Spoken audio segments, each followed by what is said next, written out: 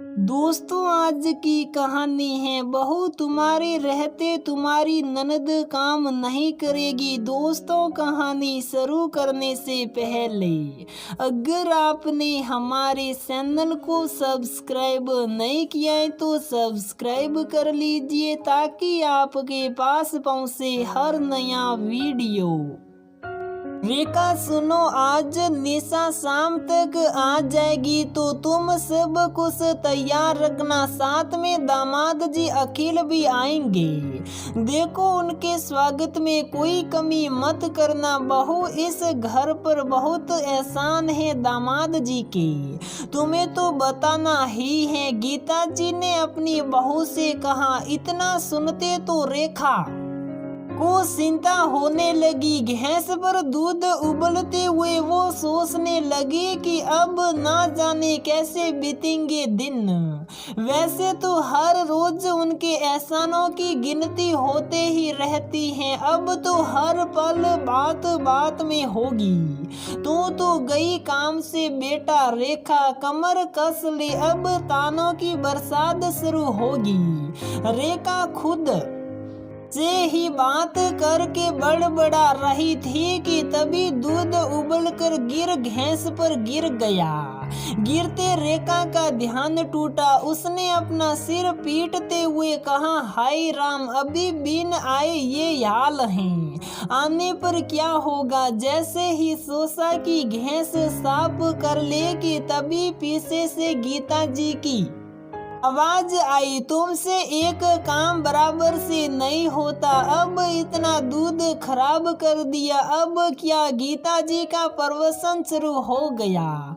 इधर रेखा सूप साफ भैंस से दूध साफ कर रही थी कि तभी उसकी 3 साल बेटी पीयू की आवाज आई, माँ कुछ खाना है मुझे, और भागकर रेखा की गोद में पट गई। गीता जी का कुछ विशेष लगाव पीयू से नहीं था, वो सिर्फ दिखावे भर का ही प्यार करती, उतना जितना कि उनका बेटा यानी पीयू के पापा अशोक को दिखे कि उनकी माँ उनकी बेटी से प्यार करती है। शाम तक ननद नंदोई आ गई। उनके आते ही सासू माँ ने खास हिदायत दी थी कि कोई कमी नहीं रहनी चाहिए, इसलिए चाय पानी पीने के लिए स्पेशल रस मलाई, काजू कतली और काजू के ही बने स्नैक्स भी दिए गए।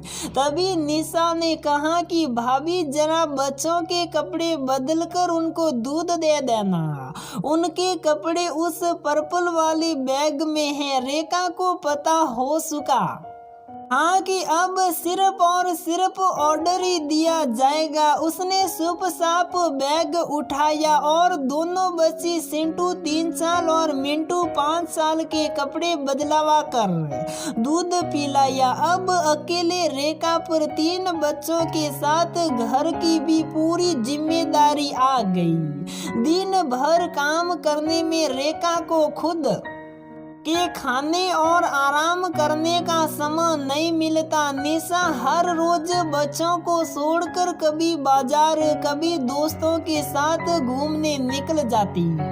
एक दिन दबी जुबान में रेखा ने अशोक से कहा, सुनिए, एक काम वाली बाई रख लेते हैं, काम इतना हो जाता है कि मैं खुद का और पीयू का ध्यान ही नहीं रख पाती। जवाब तो उसको पता था, लेकिन फिर भी उसने कोशिश की। जिसका डर था वही जवाब मिला कि माँ ने भी सब कुछ अकेले ही संभाला है, 3 बच्चों को और घर को भी। कुछ दिनों की ही तो बात है, रेखा ने अपना ही माथा पीट लिया कि जब पता था तो कहा ही क्यों। तभी पीयू के रोने की आवाज आई। रेखा ने शुक्र देखा, यूं उसका पूरा शरीर बुखार से तप रहा था। रात भर उसने बैठकर पट्टी बदली, घर में रखी हुई एंटीबायोटिक दी और उसको सुलाया। तभी उसके कानों में तेज तेज चिल्लाने की आवाज आई। रेखा की आंख खुली, देखा तो सुबह के 8 बज चुके थे। बाहर गीता जी चिल्ला रही थी कि आज सोते ही रहना है क्या, पूरा घर का काम बाकी पड़ा हुआ है और अभी तक सोया जा रहा है। तभी अशोक ने बात संभाल ली। माँ, पीयू की तबीयत ठीक नहीं तो रात में देर से सोई, बेटे के सामने सीधी। माँ, बनना था तो कैसे विरोध होता बस। अच्छा, अब कैसी हैं, पहले क्यों नहीं बताया? अभी ठीक है माँ। रेखा ने राहत की सांस ली। चलो, एक तूफान तो थम गया और उठकर काम करने लगी। तभी निशा ने आवाज दी, भाभी मैं दोस्तों के साथ जा रही हूँ, आप बच्चों को संभाल लेना। तब रेखा ने कहा, दीदी बच्चों को आज अपने साथ ही लेते जाइए, आज पीयू की तबीयत भी ठीक नहीं और काम भी बाकी है। तभी पीछे से गीता जी ने कहा, निशा तू जा बेटा, मैं संभाल लूंगी। कुछ लोगों की आदत होती है थोड़ी बात को भी बड़ा सड़ाकर बोलने का। तेरी माँ अभी इतनी भी बूढ़ी नहीं हुई। बातें सुनाते हुए दोनों निकल गए। कमरे में तीनों ही बच्चे खेल रहे थे। गीता जी मोबाइल पर बात करने में व्यस्त थी।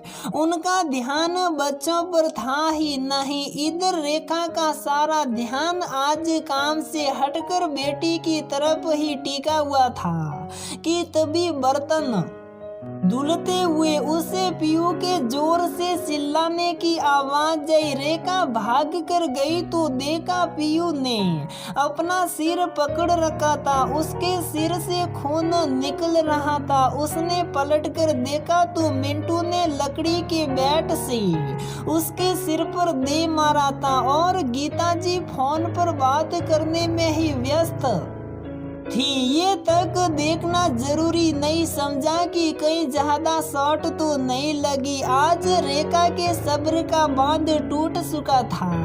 उसने अशोक को फोन किया और खुद ऑटो बुलाकर बेटी को अस्पताल ले जाने लगी तो पीछे से गीता जी ने कहा, अरे क्या इतने के लिए अस्पताल जाना, बच्चों को तो लगती रहती है, जाकर रसोई से हल्दी लगा दो ठीक हो जाएगा। गुस्से में रेखा ने जाते जाते पलट कर देखा और कहा, थोड़ी बादाम किशन से लेकर खा लीजिएगा, शायद दिमाग काम करने लगे। अस्पताल लेकर पहुंची तो वहां उसको सिर पर 4 टाँके आए। अशोक भी तब तक पहुंच गया था क्योंकि पीयू में तो जान बसती थी अशोक की। अशोक और रेखा पीयू को लेकर अस्पताल से लौट कर आई।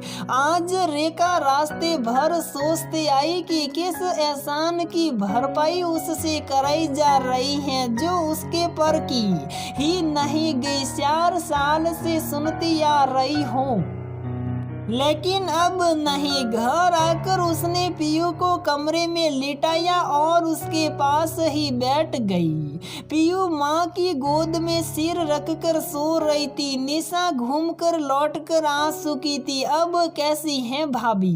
पीयू, क्या बताऊं, लड़के होते ही शैतान हैं। लड़कों को संभालना बहुत मुश्किल काम है, लेकिन आप पीयू पर ध्यान रखती तो है ना होता। बेचारी बच्ची को लग गई। रेखा ने कहा, बिल्कुल सही कहा आपने, मुझे ही ध्यान देना चाहिए, गलती मेरी ही थी, अब मैं ही सुधारूंगी भी, कहकर अपने कमरे में चली गई। अगले ही पल गीता जी की आवाज आई, अरे रेखा, बर्तन भी आधे धुले, शाम कब का बीत गई, अभी चाय भी नहीं बना, कुछ सुनाई दे रहा भी कि नहीं। रेखा धीरे से कमरे से बाहर निकल कर आई और उसने कहा, माँ जी माफ कीजिएगा, लेकिन इस टाइम का आप काम आप और दीदी मिलकर कर कीजिए, मुझसे नहीं हो पाएगा। इतना सुनते गीता जी का गुस्सा 7वें आसमान पर हो गया।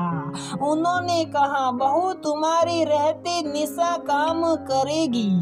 उसके और दामाद जी के कितने एहसान हैं इस घर पर, तुम शायद भूल गई। तुम्हें पता है कि उस दिन अगर अमन देवर को दामाद जी खून ना देते तो क्या ही जाता। कि तभी रेखा ने सास को बीच में रोकते हुए कहा, माँ जी क्या मैं जान सकती हूँ कि इस एहसान के कर्जे की भरपाई आप बहू से क्यों करा रही हैं और कब तक कराएगी। देवर जी का एक्सीडेंट उनके शराब पीकर गाड़ी चलाने से हुआ। मौके पर पिताजी थे, उन्होंने रक्तदान किया। ये सच में काबिले तारीफ है। तब तो मैं इस घर की सदस्य भी नहीं थी, मेरी शादी भी नहीं हुई थी, तो मुझ पर कैसा एहसान। लोग तो अनजान लोगों को रक्तदान कर देते हैं बिना कोई पैसा लिए, तो इसका क्या मतलब। आपने एक बार पीयू के बारे नहीं पूछा, ना उसके पास आई कि वो कैसी हैं। लेकिन निशा दी के और उनके बच्चों के सारे काम आपको समझ से चाहिए। मुझसे नहीं हो पाएगा। आप शायद तो उस एहसान के बदले में रक्तदान करने को तैयार हूँ, लेकिन ऐसे तो अब बिल्कुल भी नहीं तारूंगी। मुझे माफ कीजिए, इस कर्जे की भरपाई मैं नहीं कर पाऊंगी। सब चुपचाप खड़े सुनते रह गए और रेखा वहां से अंदर चली गई। तो दोस्तों, हमारी ये कहानी यहीं पर समाप्त होती है। अगर आपको हमारी ये कहानी पसंद आती है तो प्लीज वीडियो को लाइक करें, शेयर करें और हमारे चैनल को सब्सक्राइब जरूर करें।